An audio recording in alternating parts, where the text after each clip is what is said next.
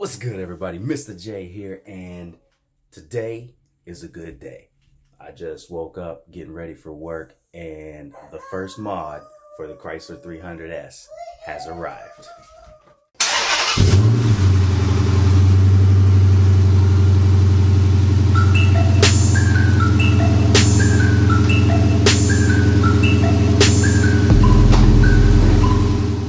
Alright, so the first mod for the 2013 Chrysler 300S has arrived. I'm gonna walk on down to the mailbox where the Amazon hub is at, and we're gonna pick this up, do a little unboxing for y'all, show you what I got, take a peek at it before I get on out of here to work. But super excited to black out these tail lights. Like I said, it's gonna be the very first mod done on this Chrysler 300 that I've done. There's been a couple of modifications to it prior to this, but I'll show you that later. Let's get these tail lights.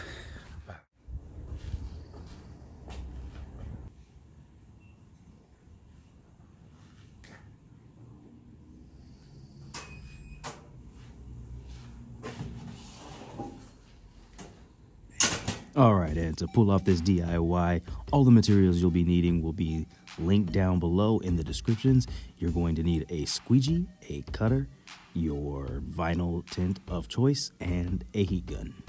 Alright, so if you have the 2013 body style of the Chrysler 300, the 2012, 2013, 2014, the early remodel of the 300, then your install is going to be pretty simple.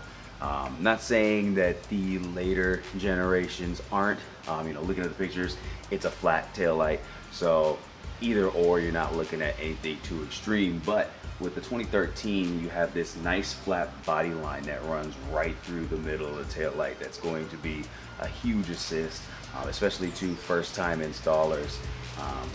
It's just a nice flat surface that runs right through the middle of the tail light, which you're going to be able to tack the vinyl onto and then stretch it over this way, stretch it over this way. It's going to be easy. The later body styles, it's going to be completely flat surface. You'll have to either tack it in one area and do the same thing. So your approach is going to be a little bit different, but on the 2013, it's going to be cake. Surface has been prepped and washed. I'm going to go ahead and mask off the surrounding areas to protect the vehicle, and we'll start the install.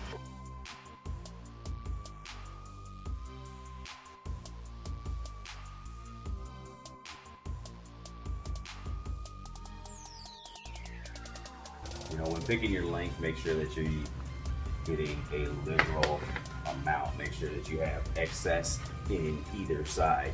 You don't want to cut short and then have to start all over again, so use more than you need. They do give you plenty of wrap in the kit. So I don't know about other brands, but this Vivid kit came with probably enough to do 4 tail lights. All right, now first things first, I'm just going to figure out where I'm going to lay it.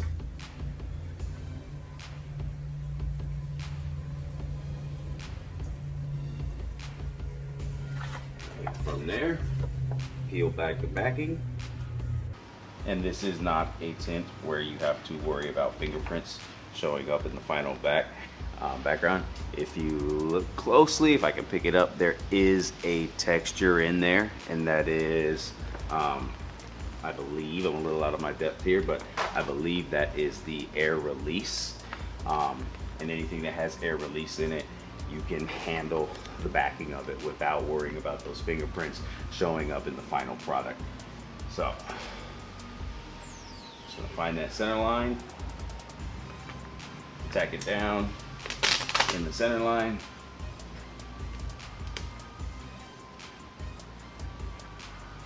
All right, there. As you can see, since it's in the center, it just becomes a nice adhesion right in the middle. No air bubbles, no working. That is the middle. We can now work the vinyl this direction and this direction without having to worry about readjusting or anything like that. It's going to make it a lot easier. And these taillights are are so simple that you can pretty much do the entire light with just your hands.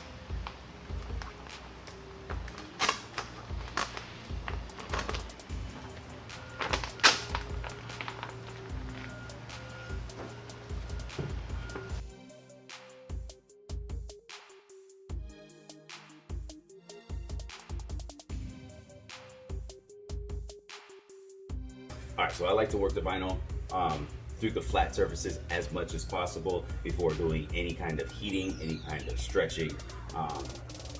That way I'm not stretching it unnecessarily. But once I start to get towards the edges and where wrinkles start to show up more, then I'll just peel it back a little bit to where all those wrinkles start to go away. Then I'll heat this and then I'll stretch it.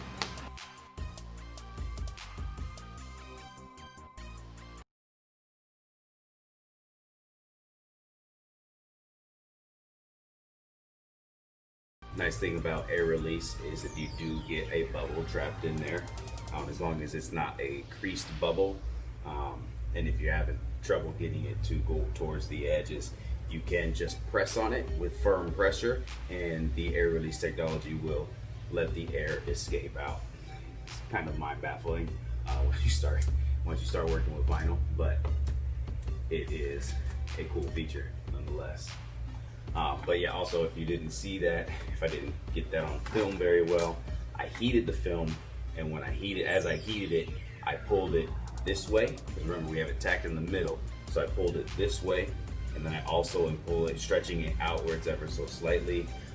Basically you want to create stretch over the curvature of the pieces where you're getting those curved lines at. But yeah, this side of the tail light is just about done. I'm going to get it around the edges here.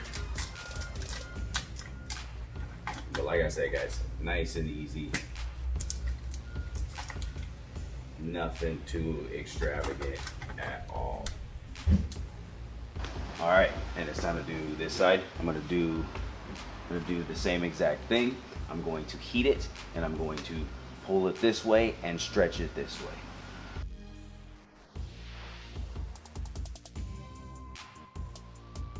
Again, stretching this way and outwards.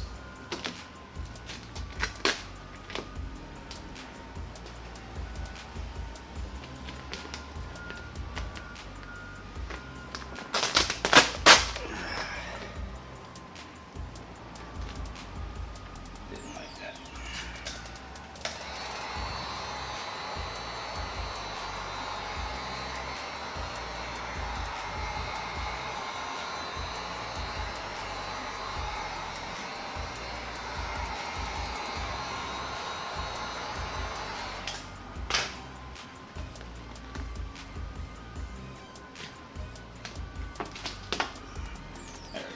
Time I got a much better stretch. Woohoo! That was actually a really good stretch.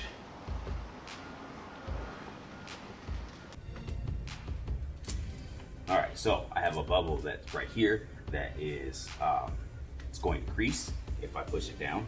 So I'm going to come back to that spot in just a second. I'm going to get the rest of this down, and in this trouble spot right here, just gonna hit it with some heat.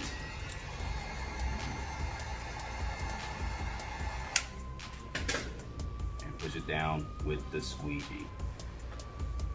One thing that you guys will figure out when first starting vinyl is that vinyl, it's easy to get intimidated when trying something new, but vinyl process itself is very, very forgiving.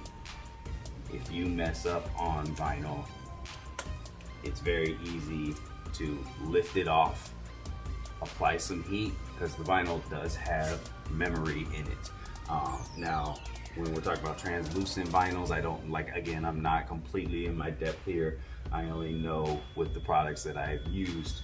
I'm not an expert in the field, but with some of these translucent ones, you might want to check to make sure but they will have what's advertised as memory. And basically what that means is vinyl holds the memory, holds itself, its shape, memory shape. So if you can wrinkle it up into a ball, unwrinkle it, apply heat, and then it will go back to its original shape. So it's a very forgiving material to work with, which is why it's a preferred method, and you know why it's very easy to do yourself at home.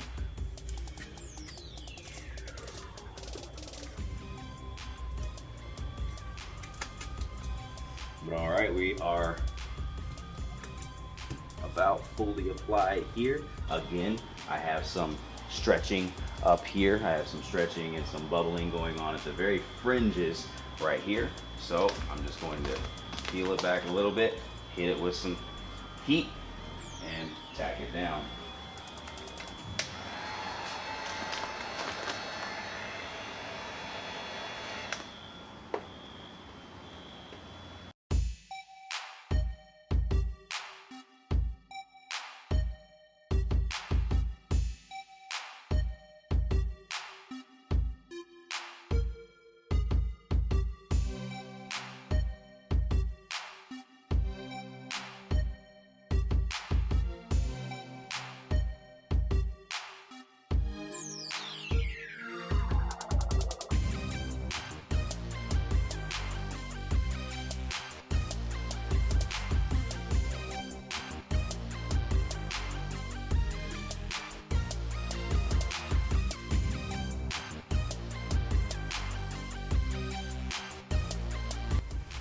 All right, so just a word of caution. One of the things that I ran into personally when first starting vinyl was to be more concerned about the face of the piece and a little less concerned about the edges.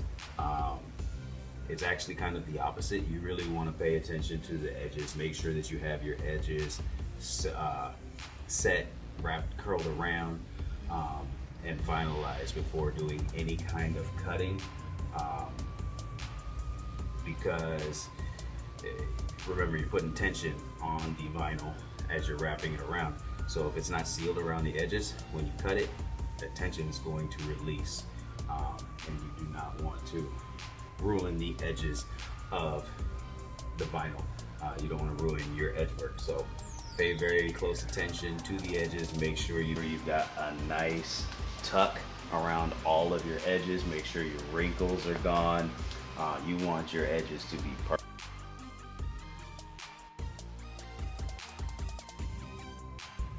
All right, so we're ready to cut. One thing about cutting that I'll say is if you got your edges nice and set, it's gonna give you a very good guideline to cut by. Still, when you're cutting, you want to exercise caution that you're not damaging your vehicle. So whenever I cut, I'm going to have my blade towards the plastics of the car instead of the metal paint, which is only really going to be the side and the top right here. This is an open area. This has plastic trim of the car, but so I don't want to make any unnecessary marring on the car. So I'm always going to have my blade angled to a piece of the car that's going to be easily replaceable, or the underside of the tail light where we're not going to mind if we do nick.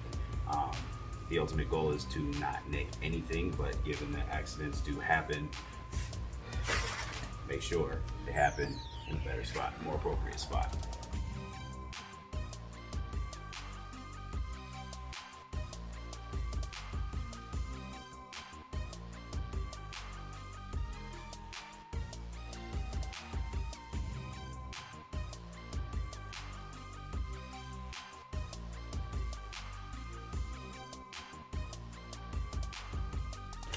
All right, and there we have it, a freshly tinted tail light.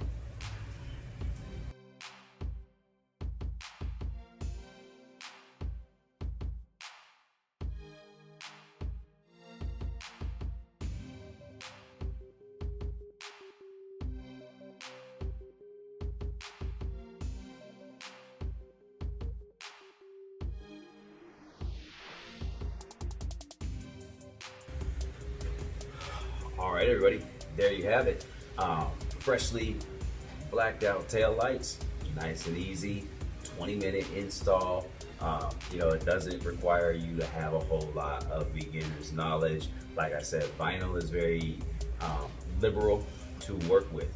So you'll definitely learn as you go. And the mistakes that you make along the way, if you're patient, are going to be very correctable.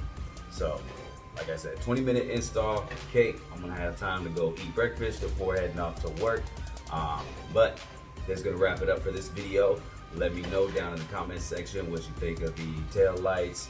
Ask me any questions if you have any questions. Like I said, I'll have the descriptions for everything that I use to do the install in the comment section below. So make sure to follow me on Instagram, Gotham_Hemi. That's where you see all the mods first. And hit that like button, comment, subscribe, and stay tuned, man. We are going to continue to do big things here on Gotham Hemi, and I'm going to take you guys every step of the way and give you tips and tricks for how to trick out your own ride. All right, I'm Mr. J. This is Gotham Hemi, out.